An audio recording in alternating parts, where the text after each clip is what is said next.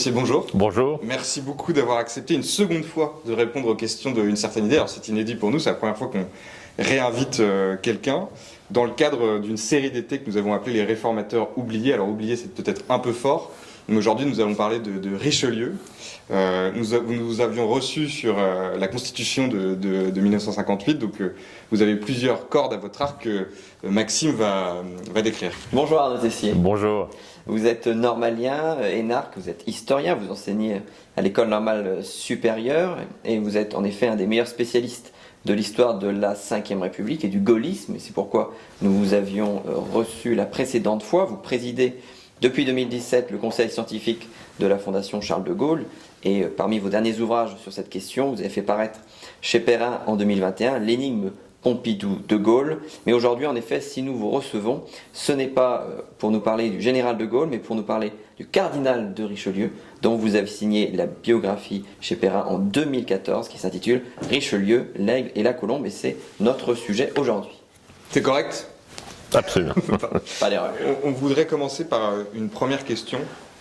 Tout le monde, quand on parle de Richelieu, dit c'est le créateur de l'État moderne, le fondateur de l'État moderne. Moi, je voudrais vous poser une question concrète pour bien expliquer, en tout cas peut-être aussi pour donner des clés aux jeunes.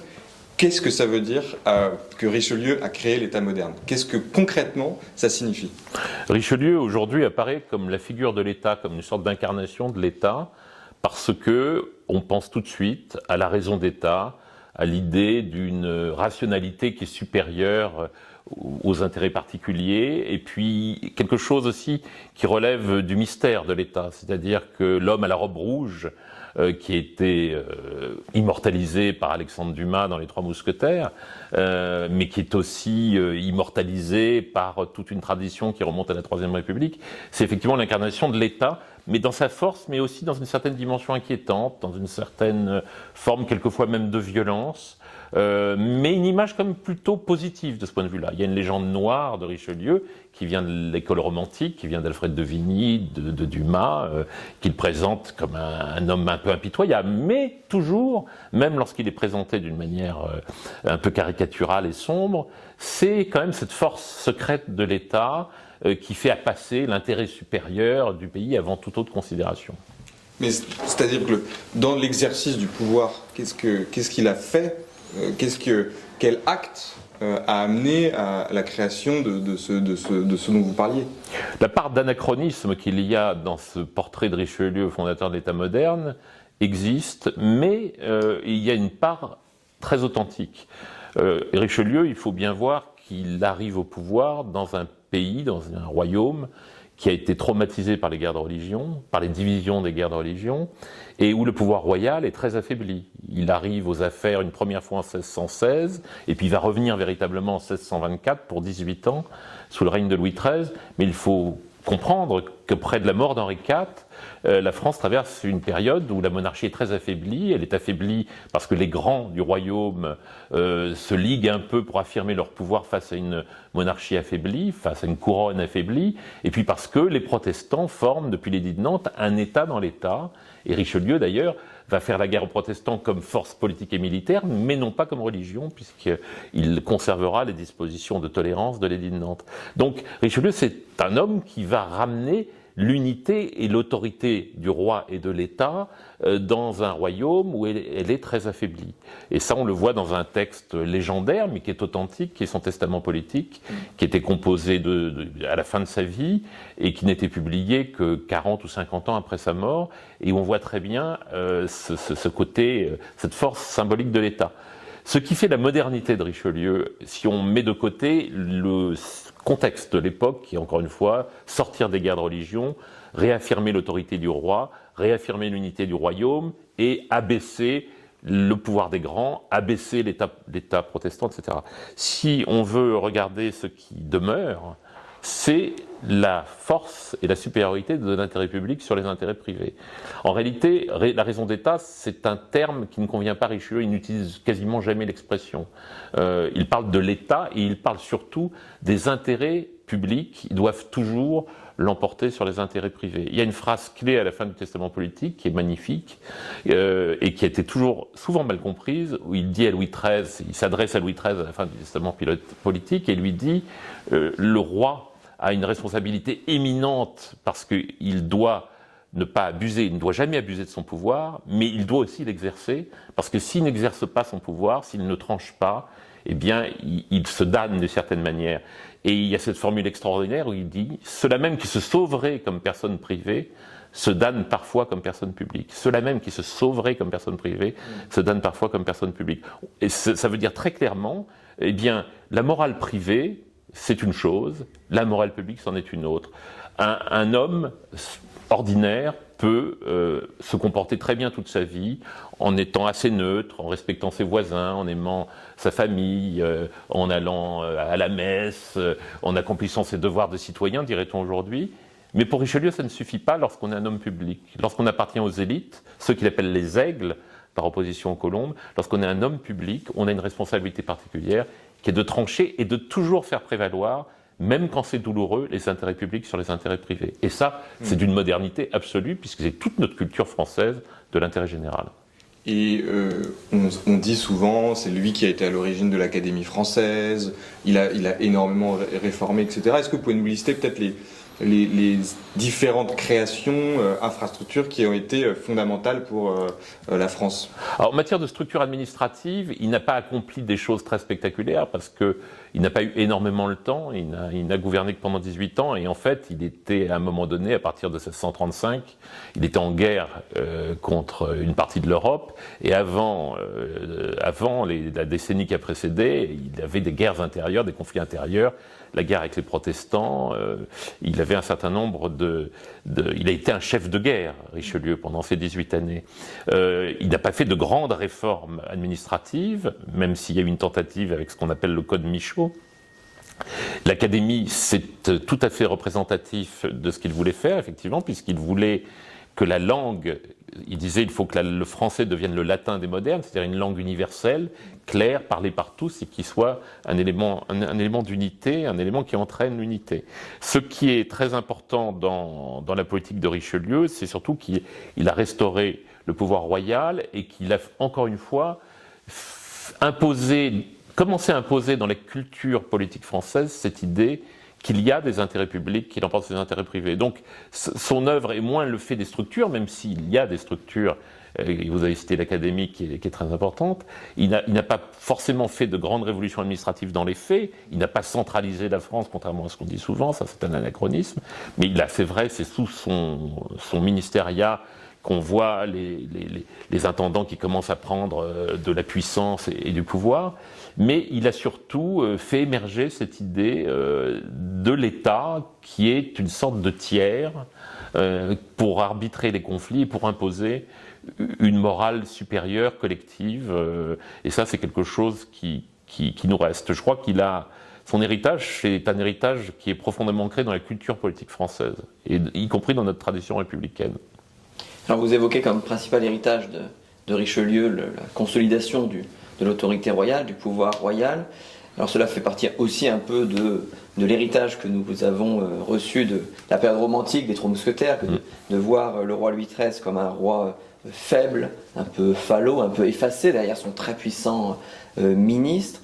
Qu'est-ce que vous pourriez nous dire de ce duo entre Louis XIII et Richelieu, car au final, le règne de Louis XIII, c'est 1610-1643, il règne véritablement à partir de 1617, mais le cardinal meurt en 1642, Louis XIII en 1643, 6 mois plus tard. quasiment, voilà, très peu de temps après.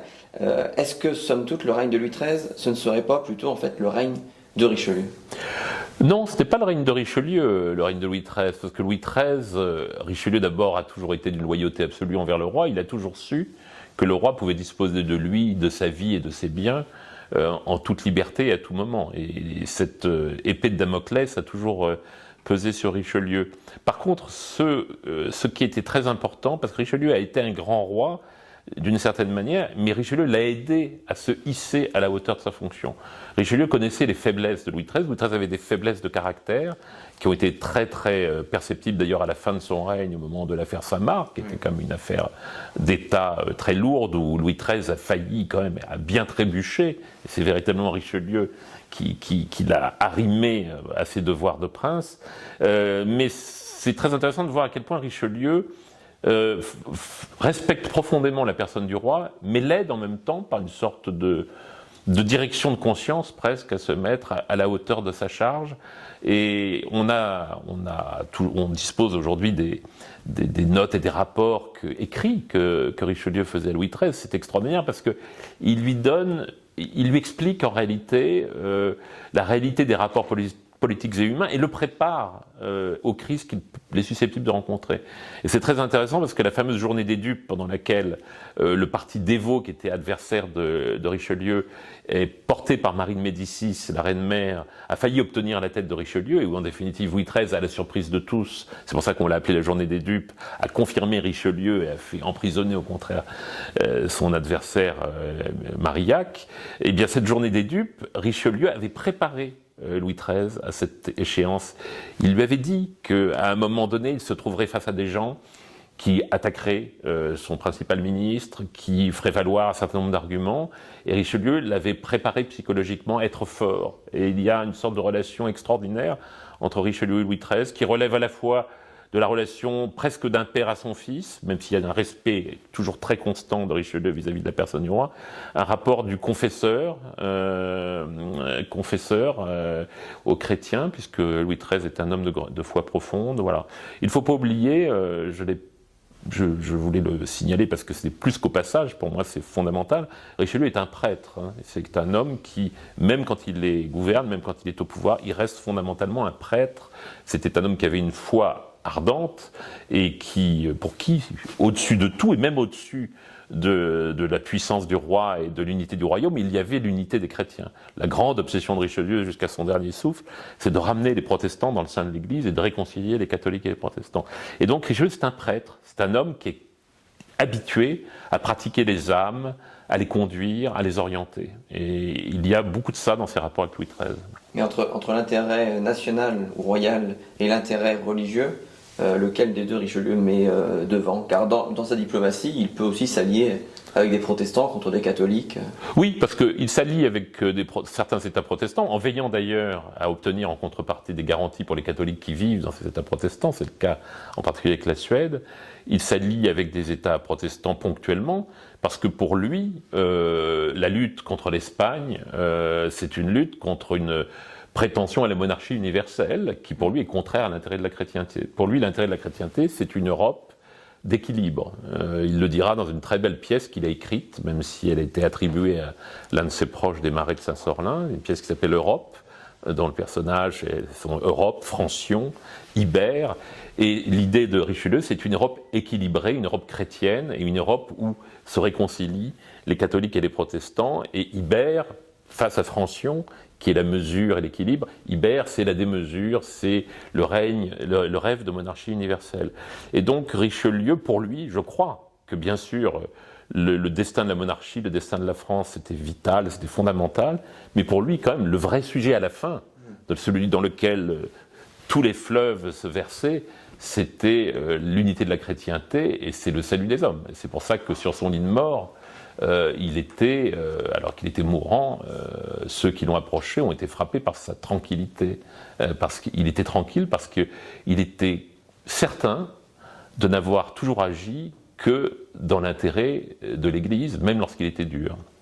Et juste une petite question en rebond là-dessus, mais justement, est-ce que, si on voit avec un regard plus extérieur, est-ce que l'avènement de Richelieu n'est pas une reprise en main catholique, peut-être, ou en tout cas une prise de marché catholique de la monarchie? C'est une façon. C'est un retour en fait. Est-ce qu'il arrive là parce que l'Église fait tout pour qu'il en arrive là? Il vient, c'est un homme d'église qui arrive au pouvoir et qui est un homme d'église authentique. Et c'est un homme d'église de ce qu'on appelle la réforme tridentine, c'est-à-dire du grand mouvement de réforme de l'église qui a suivi le Concile de Trente. Et c'est pour ça que Richelieu, d'ailleurs, combat les protestants par la persuasion, il les combat par les armes lorsqu'il s'agit de la puissance militaire et politique des protestants, mais il les combat par la parole et par les écrits lorsqu'il s'agit de religion. Richelieu est l'auteur de traités de controverses théologiques très remarquables qu'il écrit en français, alors que la tradition c'était plutôt d'écrire en latin, qu'il écrit en français, et c'est une façon de redonner de la force au catholicisme. Il a été évêque de son diocèse de Luçon pendant un certain nombre d'années, il y a mis en œuvre un travail de réforme dans le recrutement des prêtres, dans la formation des prêtres. Richelieu, pour nous, c'est l'homme rouge, c'est à la robe sanglante, mais Richelieu, c'est surtout l'auteur d'un catéchisme qu'on appelle le catéchisme de Luçon, l'instruction des chrétiens, qui était réédité 30 ou 40 fois au XVIIe siècle, et qui était un classique, qui était fait pour les prêtres, pour qu'ils puissent rappeler aux simples chrétiens quels étaient les dogmes de l'Église, et pour ramener, voilà, je crois que pour lui, encore une fois, oui, et puis parce qu'il considère que le roi est un souverain chrétien qui a une responsabilité. Quand il s'adresse à lui dans le testament politique, il s'adresse à lui comme un souverain chrétien. Il ne faut pas abuser de son pouvoir, mais par contre, il ne faut pas être faible. Il ne faut pas être faible, et c'est la même chose pour les évêques. Richelieu tient le même raisonnement pour les évêques. Les évêques qui ne sont pas là simplement pour faire la charité ou pour avoir rien. Les évêques sont là aussi pour se rendre utiles de manière active à la communauté des chrétiens dont ils ont la charge. Est-ce que vous pouvez nous dire comment est-ce que cet évêque de Luçon, cet homme d'église, est parvenu à partir de son évêché de Luçon pour arriver finalement à être principal ministre du roi en 1624 quel a été le chemin de son accession au pouvoir? Le chemin était long et laborieux. Alors, beaucoup d'historiens l'attribue à l'ambition effrénée de Richelieu. C'est une image qui, à mon avis, est très contestable. Je pense que les circonstances ont beaucoup joué. Il arrive comme évêque de Luçon en 1608, dans son diocèse, donc il a 23 ans. Il est évêque à 23 ans. Et en fait, son arrivée sur la scène publique, c'est en 1615, au début de 1615, au moment de la clôture des États généraux, que la Cour a convoqués, qui sont les derniers États généraux avant ceux de la Révolution, et il est l'orateur du clergé. Et là, le jeune évêque, il a une trentaine d'années, va impressionner, il y a toute la cour, il y a tous les ordres du royaume qui sont là, et il faut imaginer, enfin ça croule de monde dans les galeries, et il fait une harangue extraordinaire devant la cour, il se fait remarquer, et il va être sollicité pour entrer dans le ministère que dirige Concini en 1616, mais comme il est associé au départ à la personnalité du favori de Marie de Médicis, lorsque Louis XIII fait assassiner Concini et prend le pouvoir, en quelque sorte, il congédie dans un premier temps Richelieu, qui va revenir en grâce auprès de Louis XIII, il va mettre plusieurs années, mais parce qu'il va être en particulier l'artisan de la réconciliation entre Louis XIII et sa mère. Donc c'est ses qualités de diplomate. Mais il me semble qu'en réalité, Richelieu était beaucoup plus hésitant. Je ne suis pas certain qu'il ait eu cette ambition effrénée, il était très attaché à son diocèse, mais ça c'est un débat historique qu'il faudrait trancher, mais qui me paraît moins évident qu'on ne le dit souvent. C'est son frère, le marquis de Richelieu, son frère aîné, qui en fait était très introduit à la cour et qui a beaucoup poussé Richelieu vers la politique et vers les affaires, parce que c'était une façon de renforcer le clan familial. Et moi je vois un Richelieu beaucoup plus hésitant entre sa vocation religieuse et sa vocation politique. Et moi, pour moi, l'image qui demeure, c'est les dernières nuits de Richelieu mourant, alors qu'il est en guerre avec l'Europe, et il passe ses nuits à dicter à ses secrétaires un traité dans lequel il analyse dogme par dogme le contenu de la religion chrétienne, un traité par lequel il espère pouvoir convaincre un certain nombre de protestants de se réconcilier avec les catholiques. C'est ça son obsession suprême au moment de mourir, alors qu'il est en guerre avec toute l'Europe. C'est ça. Et donc pour moi, c'est un homme dont la personnalité était beaucoup plus partagée qu'on ne le croit. Alors vous n'êtes pas sûr qu'il ait désiré profondément le pouvoir dans son accession au pouvoir, mais une fois qu'il est au pouvoir, est-ce qu'il faut souscrire à l'image que la littérature romantique nous en donne d'un homme prêt à tout pour se maintenir par contre au pouvoir? Il ne l'a peut-être pas voulu, mais une fois qu'il y est, est-ce qu'il fait tout pour s'y maintenir? Richelieu veut se maintenir au pouvoir parce qu'il estime qu'il a une mission à accomplir, un programme d'ailleurs qu'il a tracé, qu'on retrouve dans le testament politique, mais qu'on trouve aussi dans des documents d'époque. C'est pas un programme qu'il a reconçu après coup. Il veut redresser le nom du roi en Europe, il veut abaisser le parti protestant, il veut abaisser le pouvoir des nobles. Il a un véritable programme politique qu'il veut accomplir parce qu'il estime qu'il a un destin assumé. Donc voilà, je crois que, bien sûr, il y a une forme d'ambition chez Richelieu, mais il y a de toutes sortes d'ambitions. C'est comme pour le général de Gaulle. Enfin, je veux dire, il y a des ambitions qui ne sont pas des ambitions ordinaires, qui ne sont pas des ambitions... On a parlé aussi de la fortune de Richelieu, parce que Richelieu, ayant des charges extrêmement importantes, avait des revenus très importants, et il avait une fortune, mais il s'en est servi non pas pour profiter de ses biens, mais pour faire par exemple des grands projets architecturaux et politiques, comme le château de Richelieu et la ville de Richelieu. Il a bâti un château extraordinaire, une ville extraordinaire, qui était une sorte de ville idéale, tout en sachant qu'il probablement il n'y vivrait jamais. Donc c'était pas pour profiter de ses biens, mais c'est parce qu'il estimait qu'il avait une mission à accomplir, qui était une mission... Il y a ce qui est, à mon avis, tout à fait légendaire, c'est l'idée de la cruauté de Richelieu. L'homme à la robe tachée de sang, faisant rouler les têtes par centaines. En réalité, c'est un chiffre qui est toujours très frappant. En 18 ans, combien y a-t-il eu d'exécutions capitales pour crime de lèse-majesté, c'est-à-dire ce qu'il y a de plus grave, trahison, complot contre la couronne, il y en a eu 28 en 18 ans. Et d'ailleurs exclusivement des personnalités de la noblesse qui rencontraient une certaine approbation dans une partie de la population. 28 exécutions en 18 ans, j'ai envie de dire, pour crime de lèse-majesté, on a fait beaucoup mieux. Mais c'est vrai qu'il a aujourd'hui, il a une image presque dévalorisée, du fait des romans probablement du 19e siècle. Saint-Marc, de Vigny, c'est du fait des romans du 19e siècle et aussi de toute une tradition, parce qu'en fait, sous le ministériat de Richelieu, ses adversaires, en France et en Europe, ont alimenté des campagnes de libelles extraordinairement nourries. Ouais. C'est-à-dire, il y a eu énormément d'ouvrages à charge contre lui, où on a inventé des choses incroyables. Il y a eu des historiettes de Talmont des Réaux qui étaient également à charge. Et donc il y a toute une légende qui s'est bâtie au sujet de Richelieu et au XVIIe et au XVIIIe siècle. Et là, le romantisme est venu par-dessus et on a encore rajouté une louche, si je puis dire. Et donc c'est extrêmement difficile de déblayer les choses.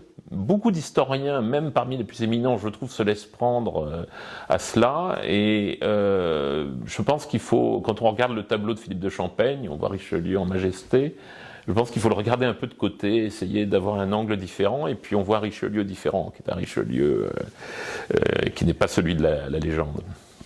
Sur le plan diplomatique, vous nous parliez de sa volonté de construire une Europe équilibrée entre les différentes puissances. On lui attribue souvent aussi la paternité des frontières naturelles de la France, qui sera un grand projet diplomatique de la Révolution et de l'Empire.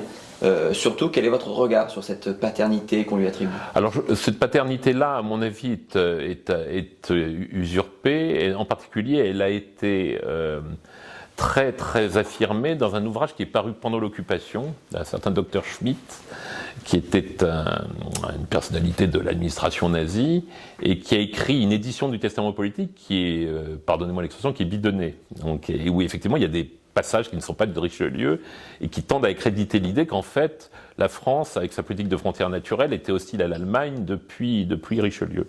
Non, le projet diplomatique de Richelieu, qu'on trouve dans la pièce que j'évoquais, Europe, c'était un projet d'équilibre européen, et surtout il voulait desserrer le carcan dans lequel la France était enfermée, qui était prise en tenaille entre les Habsbourg d'Espagne et les Habsbourg d'Autriche, de la maison d'Autriche. C'est-à-dire, la maison des Habsbourg enserrait la France en tenaille, et il fallait desserrer ce qu'il appelle le chapelet de l'Espagne.